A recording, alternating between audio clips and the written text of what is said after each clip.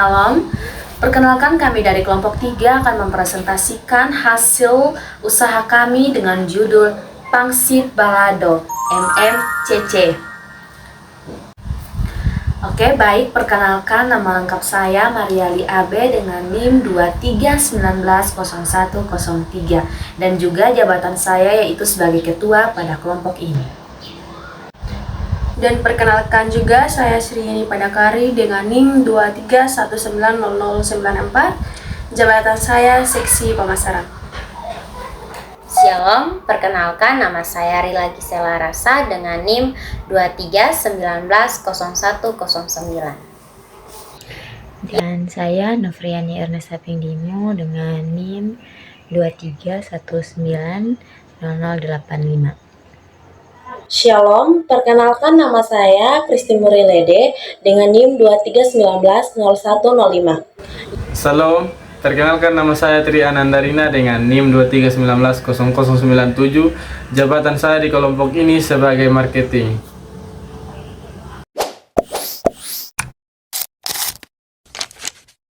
Oke, baik. Produk ini merupakan cemilan dari dasar kulit pangsit di mana digoreng secara renyah dan juga dibaluti oleh bumbu-bumbu balado dan juga bon cabe. Nah, jadi alasan kami memilih usaha ini karena pada pangsit balado ini merupakan makanan yang sangat disukai oleh kalangan banyak orang dan juga mulai dari anak-anak hingga orang dewasa. Selain itu, modal yang dibutuhkan dalam proses pembuatan pangsit sangat cukup sedikit atau cukup di kantong mahasiswa. Sehingga usaha ini dikatakan cukup sederhana dan juga cocok untuk dijadikan usaha kecil-kecilan mahasiswa.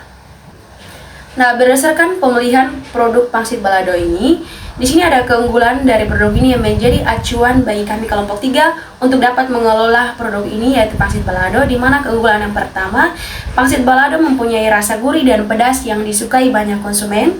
Yang kedua, dari pangsit balado ini mempunyai harga yang terjangkau. Yang ketiga, cocok dijadikan cemilan sehari-hari bagi konsumen. Yang keempat, dari pangsit balado ini kemasan yang praktis dan mudah dibawa.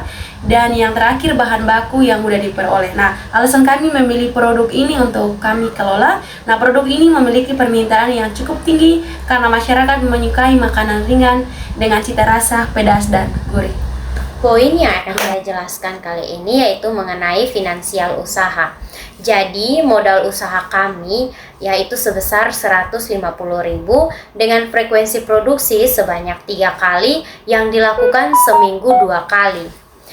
Hasil penjualan kami setelah dilakukan 3 kali produksi memperoleh keuntungan sebesar 302.000. Dengan perhitungan sederhananya, produksi pertama dilakukan pada tanggal 15 Juni 2026 dengan modal awal 150.000 dan biaya bahan baku yang pertama ada pangsit dengan harga 70.000, daun jeruk dengan harga 2.000, bumbu balado dengan harga 12.000, minyak goreng dengan harga 19.000, minyak tanah dengan harga 10.000, stiker dengan harga 20.000, standing pouch dengan harga 17.000. Sehingga total biayanya adalah 150.000. Total produksi pangsit kami yang berhasil kami lakukan pada penjualan pertama adalah 56 pieces. Sehingga 56 pieces dikali dengan 5.000 sama dengan 280.000. Oleh karena itu, biaya total produksi pangsit dikurangi dengan biaya bahan baku mendapatkan hasil 280.000 dikurang 150.000 sama dengan 130.000. Pada produksi yang kedua dilakukan pada tanggal 17 Juni 2026 dengan modal awal sebesar 150.000 dan biaya bahan baku yang pertama ada pangsit seharga 70.000, daun jeruk 2.000, bumbu balado 12.000, minyak goreng 19.000, minyak tanah 10.000. Dan pada penjualan kali ini kami tidak menambahkan biaya stiker dikarenakan masih ada stiker dari sisa penjualan pertama. Sehingga total biaya yang kami keluarkan yaitu sebesar 113.000 dan sisa modal kami adalah 37.000. Total produksi pangsit kami untuk penjualan kedua sebanyak 57 pieces, sehingga 57 pieces dikalikan dengan 5.000 sama dengan 285.000. Oleh karena itu, total produksi pangsit dikurangi dengan total biaya sama dengan 285.000 dikurangi 113.000 sama dengan 172.000. Total uang yang dipegang yaitu pendapatan 302.000 dan sisa modal ada 37.000, sehingga total uangnya adalah 452.000. Jadi keseluruhan analisis keuangannya yaitu usaha pangsit balado memberikan keuntungan yang cukup baik karena laba yang diperoleh mencapai 2 kali lipat dari modal awal.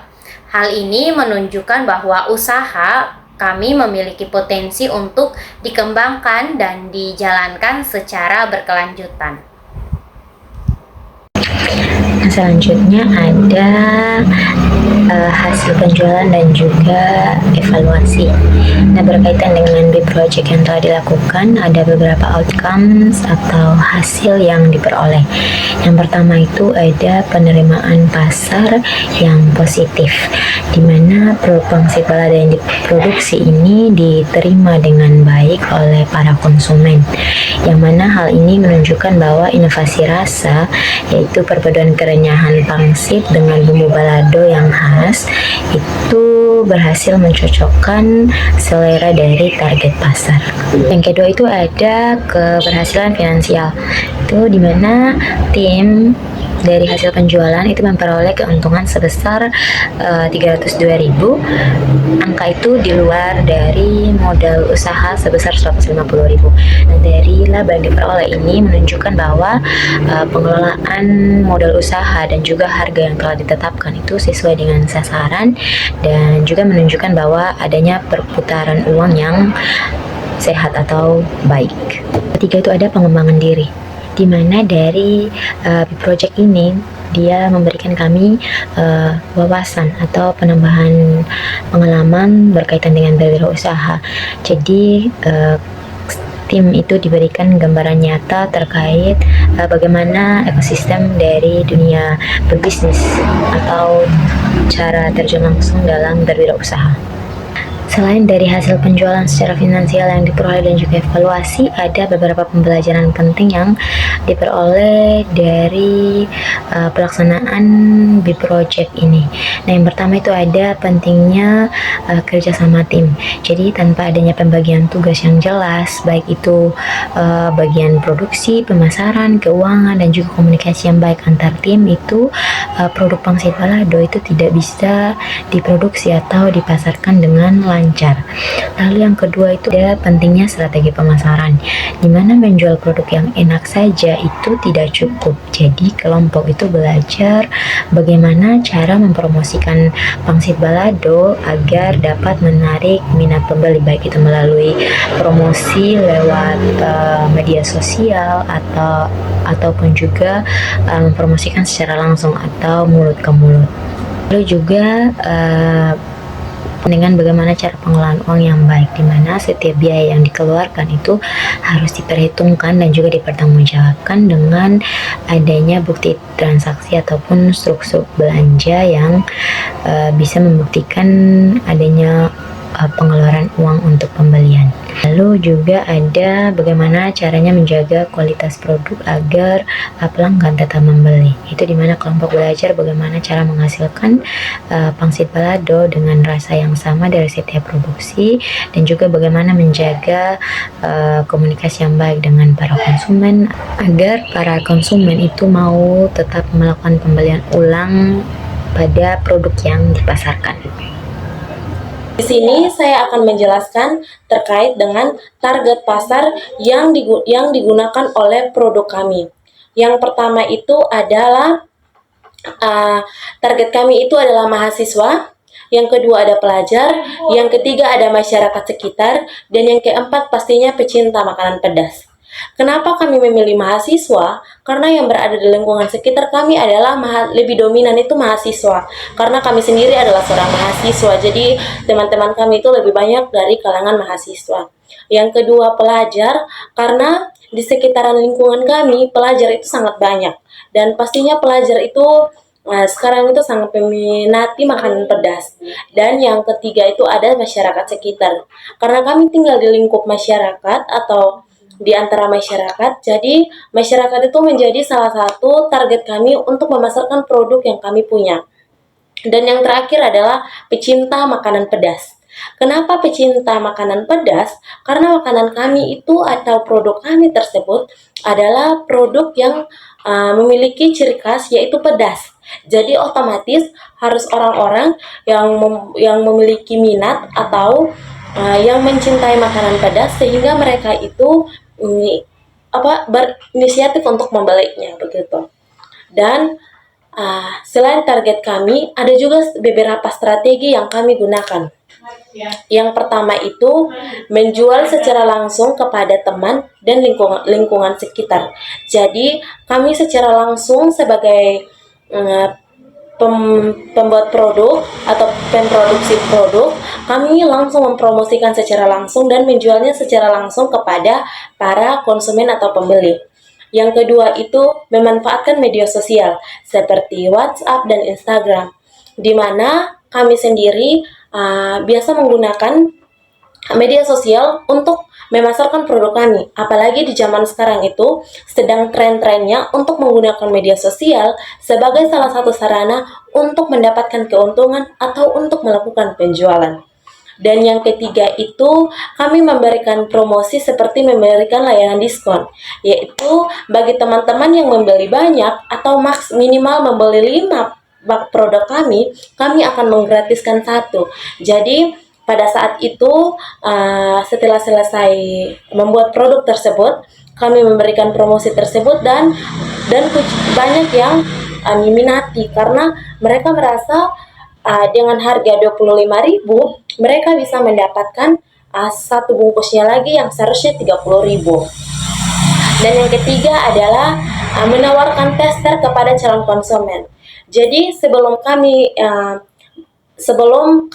menjualnya secara langsung, kami memberikan dulu tester kepada para calon pembeli, supaya mereka tuh coba dulu. Dan pada saat mereka sudah beli, mereka tuh tidak menyesal setelah membelinya begitu. Itu adalah salah satu tujuan dari kami memberikan tester, supaya ketika mereka minati atau sukai produk kami, mereka itu kembali lagi untuk membelinya begitu. Dan dari strategi ini dan target pasar kami ini, kami menghasilkan cukup untuk keuntungan dan juga berhasil menjual produk pangsit balado yang kami miliki ini dengan cukup laris. Dan dari strategi ini kami memiliki hasil pemasaran yang cukup memuaskan dengan cara promosi melalui media sosial dan penjualan secara langsung. Ini cukup efektif karena dikenal dan produk kami dikenal luas, dan juga produk kami ini ternyata diminati banyak orang karena mereka puas begitu, karena kami dari memberikan tester, memberikan diskon.